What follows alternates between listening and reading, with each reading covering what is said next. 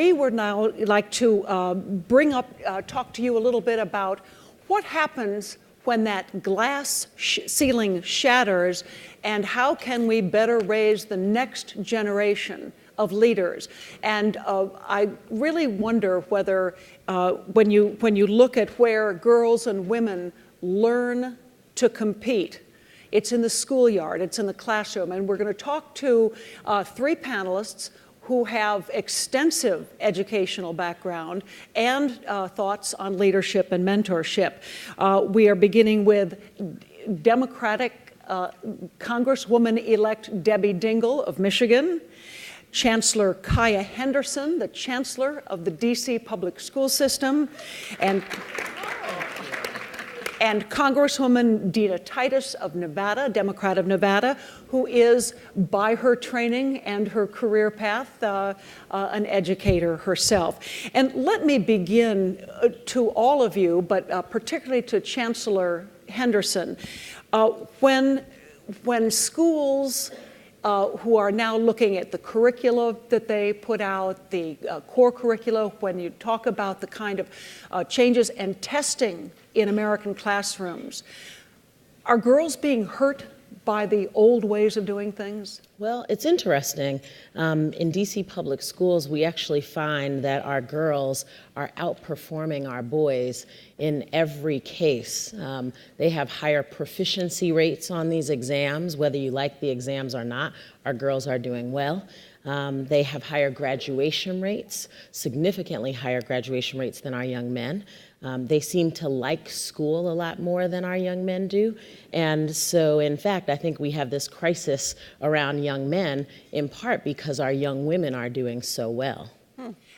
Congresswoman Titus, your background, not only as a teacher, but now as a public policy figure, do you think that there is more that the federal government can do, especially in those lower class levels? Well, I do. I think that we need to be sure that we are investing in curriculum that allows Dick and Jane to both get to ride on the fire truck and not just one of us. In women's sports activities, certainly Title IX. But one thing that we do kind of informally is provide internships in all of the congressional offices. And I think that's a great opportunity for young women. Many of the women staffers start as interns on the Hill in federal agencies or in elected offices. And I think that gives them a pathway. And anything we can do to encourage that, I think, is a good idea. Debbie, you come out of the private sector, and you have been a big advocate for not only education, but the kind of leadership training that women, and I know there are probably women in this audience who have looked to people like Debbie Dingell as mentors and leadership models. What do you think where we are now, if girls are doing better in school than many of the boys, if there's more of a push toward mentorship and leadership, is there more, do you think, that the federal government is going to have to do? Well, I think it's both a public and a private sector. I'm someone that believes deeply in public and private sector partnerships. I think women have come a long way from the day when I interviewed for my job at General Motors. The man said to me, "Why would a woman want to work at General Motors?" And that's a true story. And Mary Barra, who is now the CEO of General Motors, has been one of my close friends for decades. We started at GM around the same time. What was your answer? Well, because I thought that they would benefit from a woman's perspective. And I still think a lot of companies need more of a woman's perspective. Women are the car buyers, and yet they don't think about how the seatbelt fits, or it's really an amazing thing. But Mary will tell you and talk about how women were not. I'm someone that's a big STEM supporter. I think we have to do incentives at all levels to try to encourage more women to get into the sciences, to the math and engineering, and not be afraid of it. And I think all of us need mentors. I am where I am today because I've had significant male mentors along the way. And I'm going to tell you one of my bugaboos, it's not totally education per se, is that women don't support each other enough. I think thankfully, the younger women don't quite do it as much, but I think some of us here have seen it, that women feel threatened by each other, and that if one succeeds, that they won't. The Old Boys Club has been alive and well for decades. They're on the golf courses, they're on the trips that they all take. We all need to support each other. We need to be there to help each other succeed and watch out for each other. And when women help each other, we help women succeed. Congresswoman Titus, your experience as well, right? Exactly. I think that is true, that we're not very good mentors. This has been changing over time. We want to be, but unfortunately, psychologically, we had to really fight to get here, and so we don't tend to want to share our experiences. Also, most women are studying, they are working, they are having a family. They don't have a lot of time to be a mentor.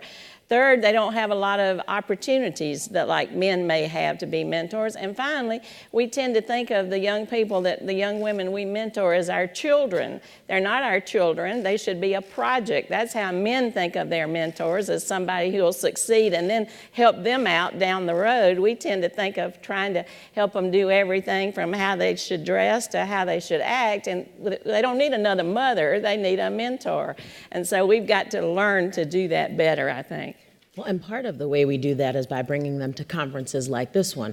We have 15 students from DC Public Schools here from 5 of our high schools in the 2 back tables. And during the round tables, they were asked, what do they want to hear from women like us, women who are in leadership positions? And they were puzzled by this whole confidence thing. They wanted to understand, why don't women feel confident? Because this generation is exposed to various things and experiencing various things, and they see the leadership ring and they're going for it. They wanted to know, how do you form networks? Because they recognize that supporting one another is the way to get to where we need to be. And so our ability to reach back and make sure that we're each connected to a young lady, either while they're in high school or while they're in college or while they're coming along, is going to be integral to supporting the next generation of leaders. Can you talk a little bit about how you have reached out to the private sector? Sure.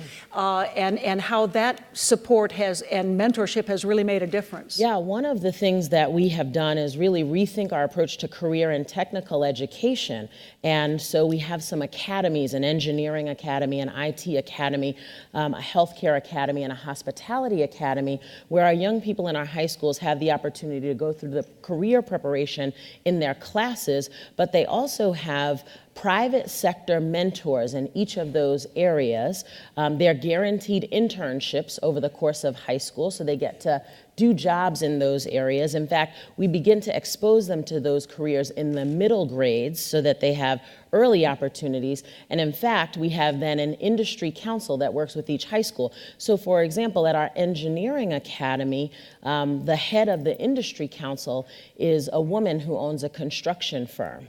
And so she is making sure that half of the internships and half of the mentoring opportunities go to young ladies, and that the mentors are ladies, so that women see women in engineering and have a viable network and a viable pathway into the field. Congresswoman Titus, think back to your classroom years and talk about what the most positive things you've seen come forward since then, and where your deepest concerns are now. Well, I taught at UNLV for 35 years, and over those years, at one point, the teacher was the most conservative member in the class. At another point, the teacher was the most liberal person in the class, and there was another point where students just didn't even care about politics, whether they were men or women. I did a special course on women in politics, and so young women tended to take that, except for a few of the guys who took it in order to meet young women, and that was okay too. But the main thing that I tried to do is, because a lot of people don't have time to be individual mentors, is to encourage women to do internships. And we did I was also in the state legislature, so we did everything from Carson City to the DA's office to working at a TV station. So they actually got into it and could experience what it was all about, not just what the book said. And I think those were really great opportunities. But what I think has changed over time is that we've kind of quit seeing women's studies or Rosie the Riveter or those kind of things as anomalies and tried to make them part of the curriculum. But we are facing a real challenge now because there's an anti-intellectualism out there, there's an anti-science attitude out there, there's a notion of just cutting all education. You are on the front line, so we got to be sure that the gains that we have made are continued into the next generation. I think that's our challenge. Congresswoman-elect Dingell, that mentorship and the leadership, do you think that the private sector is doing enough? There's some companies have done a lot, but is there a way to encourage even more emphasis, especially reaching out to young women on leadership? I think we all need to do a better job of it. Mary Barra is CEO of General Motors because Dan Ackerson saw a talented woman and said this one, he made sure she got the experiences that she needed to get. So he made sure she got on a board. We are lucky when people take us under their wings and know the kinds of practical experience that you need to get. How do we incentivize companies to do more of that, I think is something that we need to. Did she get good support? Because early in her tenure, GM was having problems and she was taking the brunt of it. Do you think from what you could tell, did she get support from those that she needed to have that continued support so that her leadership wouldn't falter? I think that I'm going to answer this in a different. Mary had to succeed as a CEO and not be treated because she was a man or a woman. She had a very tough situation that she did not create, but she had to show people she was a credible CEO executive.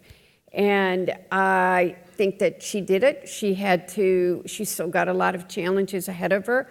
I think women CEOs are still treated differently and that there's a different filter for them. That's a reality. But I think, and there's some serious problems there. GM's got credibility issues that they have to bring. But I also think as women, we need to embrace being women and who we are, and that we bring a different perspective to things. We shouldn't try to be a man. We should be women and be proud of it. We are people that balance many things. We bring different perspectives. And she was a mother who knew if a child was killed in a car with an airbag, then that there was a problem.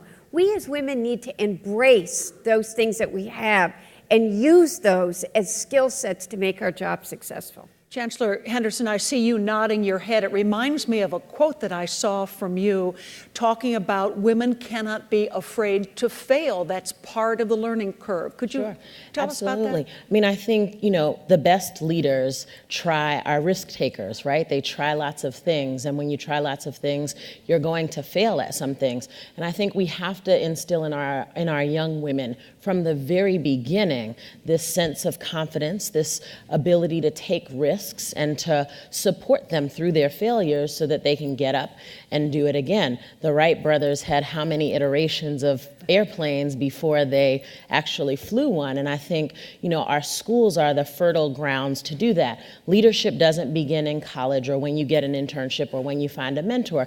Leadership begins in high school when you run for student government, or leadership begins in middle grades when you're the safety patrol person, or leadership begins when your teachers and your peers are telling you to take on a role. There was a young lady at the table who talked about sports, and she's an athlete, and she talked about the World Cup coming up and how men get to play on grass and women have to play on turf, right?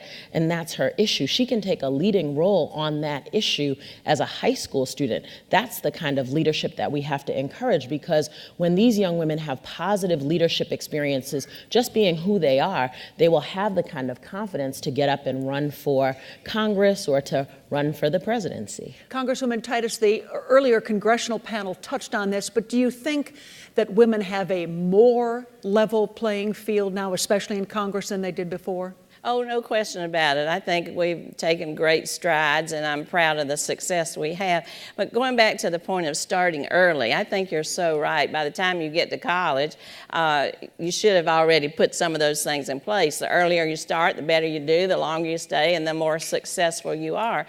But think about women who run for office. It's not usually young women. Women usually wait longer than men do because they have to finish school, they have to get their husbands through school, they feel like they want their children to be of a certain age because they can't leave them. Because think about the press. The press never asks a man candidate, well, what are you going to do about the children? But that'll be the first question they ask a woman candidate.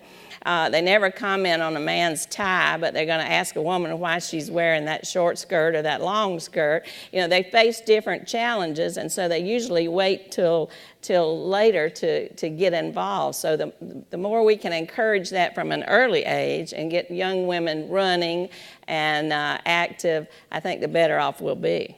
We only have a few minutes left, and I do want to get to one kind of last point. It's almost Christmas. Everybody's got their shopping list to do, and there is a real push. They've really come into fashion, girls' engineering and science toys, STEM education we've all familiar with, but I'm intrigued by things like Goldie Blocks and what's the other, Ruminate. These are toys that have been designed for young girls by women who have come up through science and engineering.